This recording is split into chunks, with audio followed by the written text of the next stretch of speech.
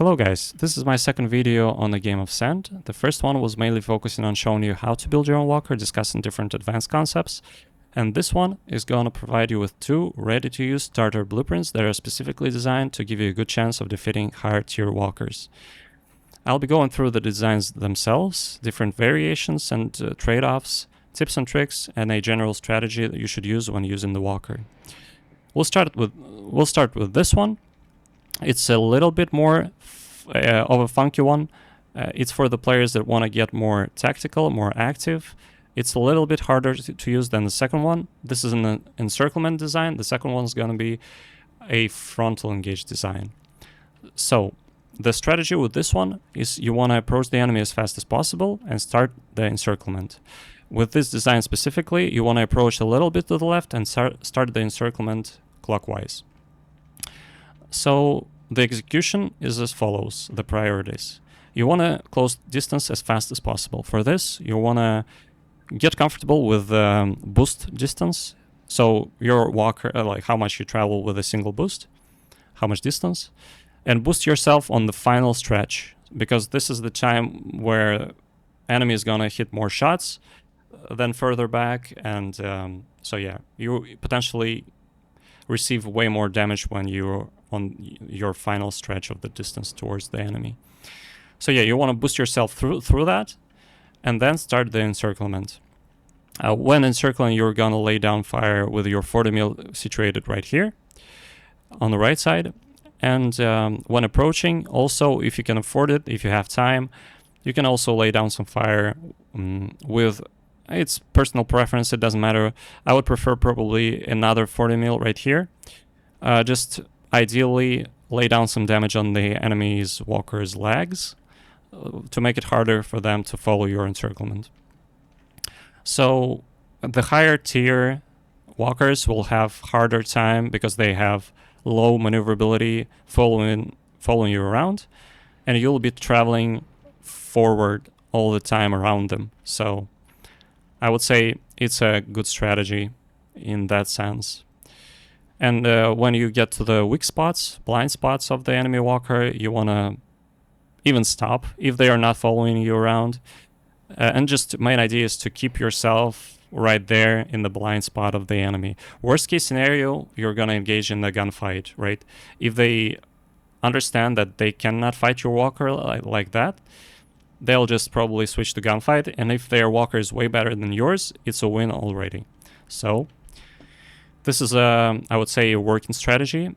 And now let's discuss how you, like the design itself first, right? You can see everything yourself, but I'll just reiterate. It's a crew cabin for 2 people on the front, another one connected right next to it, and a crew cabin in the back. Motor reactor on the back left, and right next to the entrance crew cabin, there is a cargo deck. It's L-shaped, but it's personal preference. I mean, you can choose whatever you like. On the second floor, there's a flybridge, 2 standard decks connected to the entrance to the crew cabins, a gun on the front, a gun to the right. That's it. That's a pretty simple design. Couple of tips and tricks. Well, the first tip is that right now the entrance has a bug where the enemy can bypass the door. They can jump on the top of the roof if there is no module on top, so we have a module on top to prevent it. I mean, in this design, it's 3 doors between the entrance and crew cabin if they do it like this, and even if they jump up, it's still 3 doors. You should probably remove this entrance though. So yeah, this is still 3 doors, but it's much easier to defend the corridor than giving the enemy freedom of movement on your ship, right? So, well, okay, the second, I guess, trick is that if you have, I'm not sure if this is unlocked from the start, but if it is, it has same weight but more HP, so there's no reason not to use this type of turret deck. I'll go back to this one for now though. Okay. So what are the variations? Well, first variation is you can completely remove the frontal turret, because you kind of want as much maneuverability as possible, and the frontal gun doesn't really serve a purpose. If you're gonna be approaching the enemy, you still will be able to shoot it with this gun somewhat. If you're aiming a little bit to the left of the enemy, you will be able to hit with this gun. So this is redundant, I would say. It's borderline redundant. So I'm just giving you the option. Also, you could remove this and move the gun one closer. You should probably see if this works better for you or this works better for you. And one more thing, you can place the gun higher up. If you have a, I mean, all the modules are unlocked. I mean, if you want to have it, you can do something like this. Actually, well, you should probably figure out what's the most, weight efficient way to do it, but I think this is it.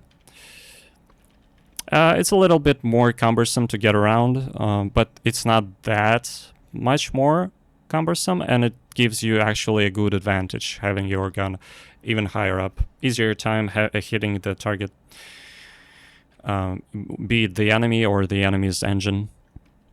Okay, so this is all that's considered, I mean, regarding the guns. And right now, I see the only, I would say, flaw with this design is that the entrance area is from the front. If you don't like it, you could work around it. So, why is it bad? When approaching, some stray shots, or I wouldn't call the frontal shots stray shots. So, just general enemy fire will knock off the door, maybe. So, I mean, it's a good chance they will knock out the door, having it on the front. So let's just remake this same design, the same idea, but so that the entrance area is not on the front. I'll just remove all the... It's gonna be easier like this. Something like so.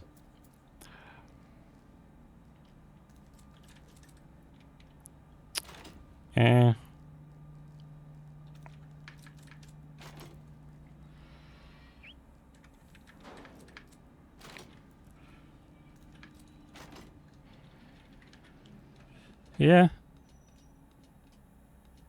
I mean, it works. A door right here and the entrance area right here on the side. So it's gonna be on the side you're gonna be encircling towards.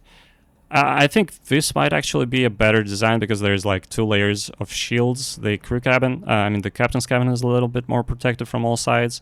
Actually, yeah, maybe I like this a bit more. A bit more protection from the front as well. I don't know, yeah, I think it's a superior design to the first one anyway. It's the same idea. It's a variation, but it turned out to be even better than the original. Okay, so still same idea. I mean, you want one gun facing that way, one gun if you want it facing the front, and a flybridge. I mean, yeah, it really doesn't matter. You can do it like this. Actually, not. Yeah, you can do it like this or the other way around. It doesn't really matter. You can remove this gun. You can move it closer. As I said, there's a bug, but so yeah, you probably shouldn't. But if you wanted to have it higher up, then this design would be actually, yeah, let's say the same idea as previously.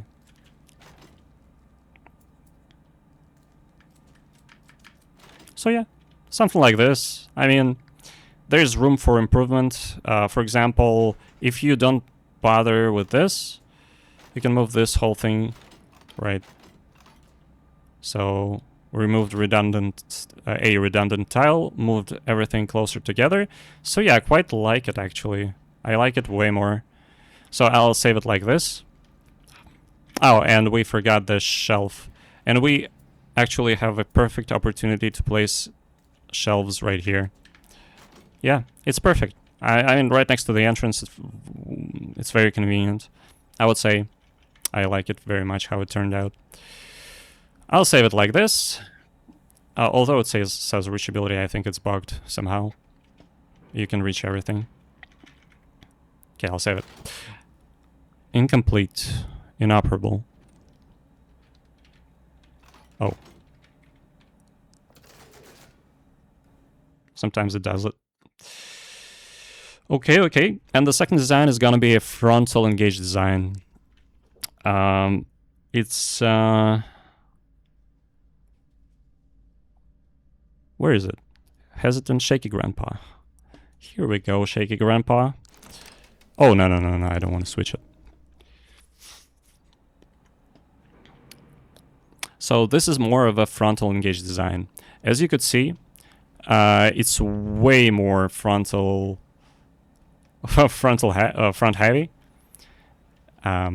with a lot of blocks modules on the front. Let's quickly discuss the strategy. Well, the strategy is to, I would say, keeping some distance. So ideally you want to get in range of 40 mil, so, and stay there. So you don't want to get any closer. So yeah, just basic frontal engage. I don't know what to say.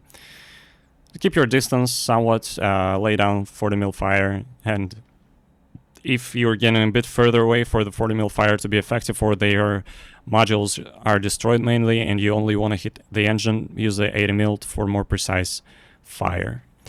Alright, so the design is as follows. On the first floor we have, well, it's 2x4 small chassis, and if I'm looking from the front, there's 2 crew cabins for 2 people, followed by captain's cabin on the first floor. Right behind the captain's cabin there's a cargo deck and the engine right next to it.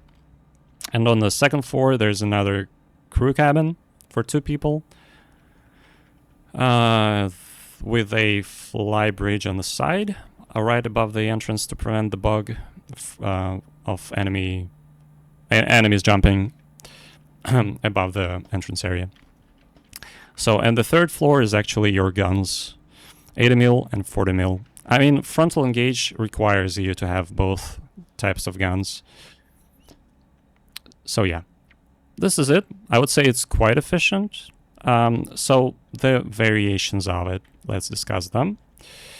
Well, first, you could move the engine to be directly on the back if you want it, but I think it's a little bit better on the side like this, because, well, let's say they're attacking from the front.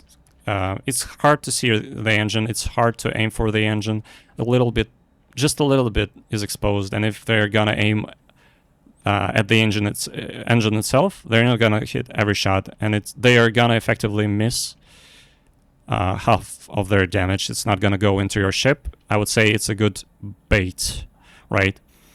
And some angles are quite, I would say, like this angle, for example, quite beneficial. They can miss easily when shooting like this.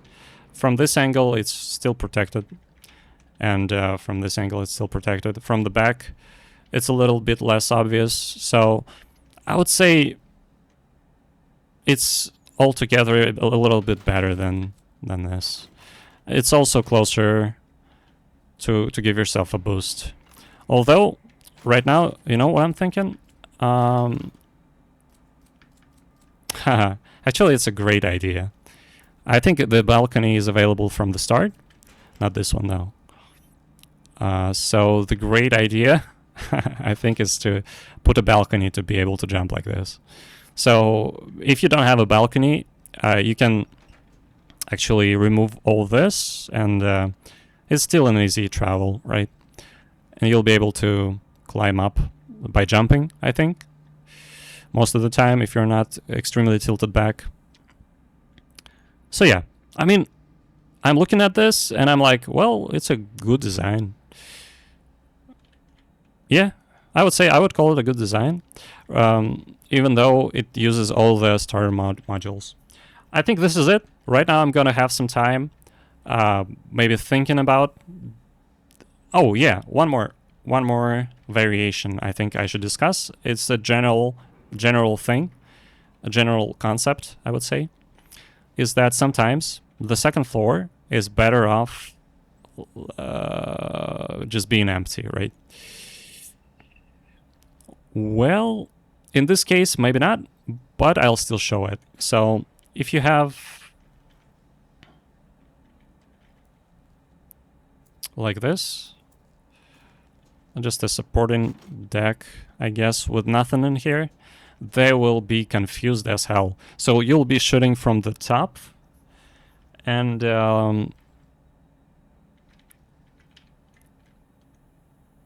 okay, let's fix this. So yeah, you'll be shooting from the top, and your core elements are on the bottom.